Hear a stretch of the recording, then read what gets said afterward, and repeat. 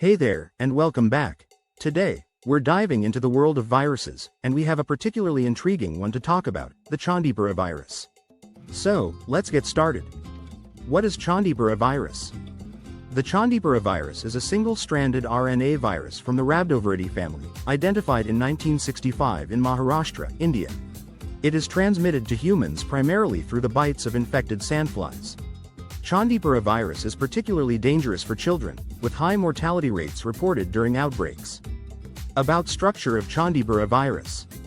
The Chandipura virus has a bullet-shaped structure characteristic of the Rhabdoviridae family. It possesses a single-stranded, negative-sense RNA genome encased within a helical nucleocapsid.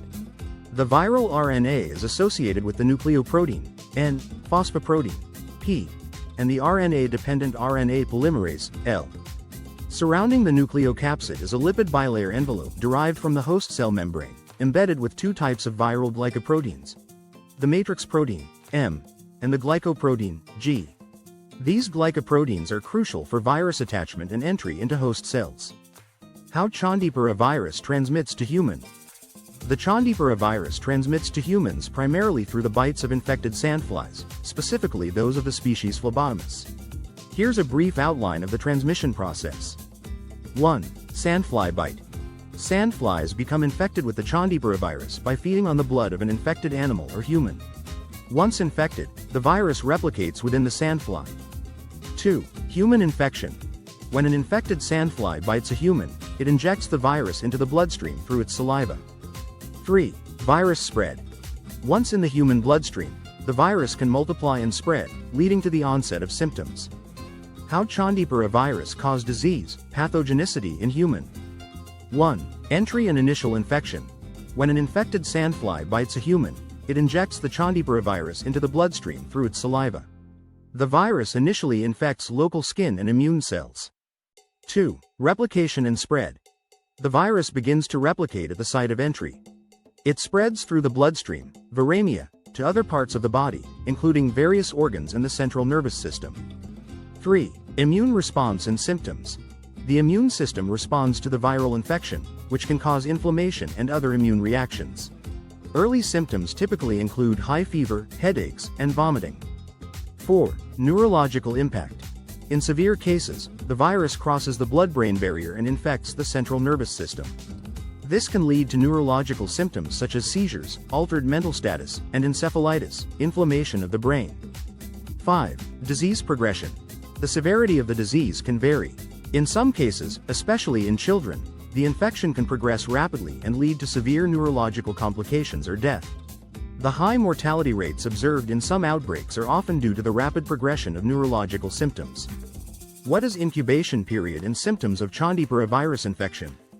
1. Incubation period. The incubation period for Chandipura virus infection, which is the time between exposure to the virus and the onset of symptoms, typically ranges from 1 to 6 days. 2. Early symptoms. It include high fever, headaches, and vomiting. 3. Progressive symptoms.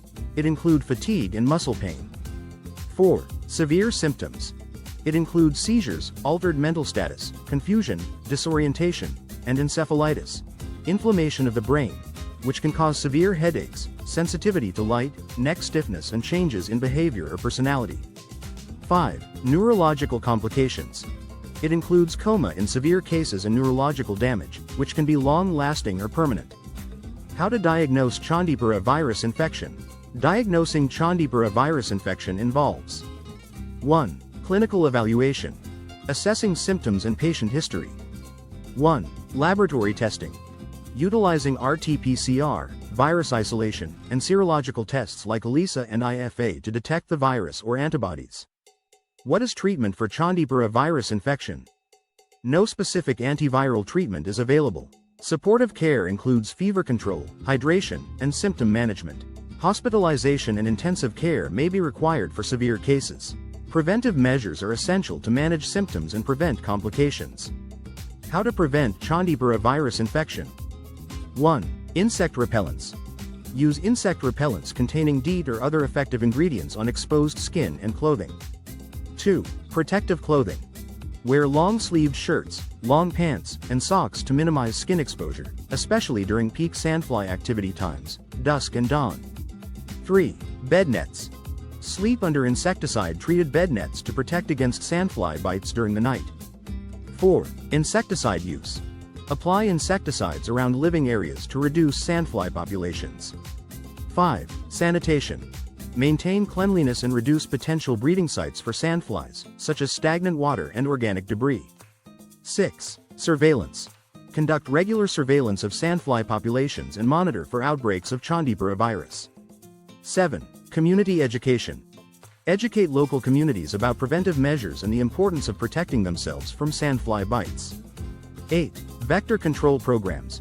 Implement vector control programs, including environmental management and insecticide applications, to reduce sandfly populations in endemic areas. Conclusion. While the Chandipura virus may not be as well known as some other viruses, it's a reminder of the constant vigilance needed in the fight against infectious diseases. By staying informed and taking preventive measures, we can help protect ourselves and our communities. Thanks for watching. If you found this video informative, don't forget to like, share, and subscribe to Tiny Predators for more updates on microbes and related diseases. And as always, stay safe and stay curious.